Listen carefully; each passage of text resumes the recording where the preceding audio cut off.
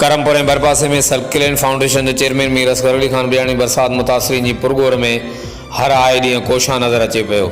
ताज़ो सर्किलेन फाउंडेशन के चेयरमैन ज़िले कश्मीर कंदाकोट करमपुर इलाके की सियासी व समाजी शख्सियत मीर असगर अली खान बयानी रेड क्रिसेंट के ताउन से गोठ शबीराबाद, गोठ कुरैशी माड़ी, दोदायके ऐं गोठ मीर मुश्ताक खान बयानी में खीमा, मच्छरदानियों, तरपालूं, कंबल, सफ़ाई जो सामान बरसात मुतासरीन में तक़सीम किया। इन मौके ते सर्किलेन फाउंडेशन के चेयरमैन जो चवण हो तो बरसात मुतासरीन की वावर ऐं बहाली में वसा न घटाइबो। हर वक्त आगाहण लाइ ॾिसंदा रहो JTN web news Karampur.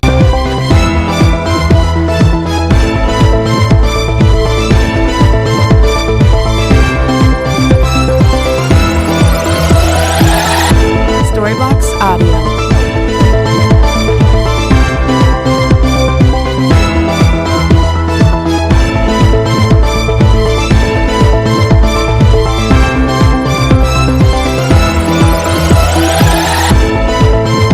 Storybox Audio.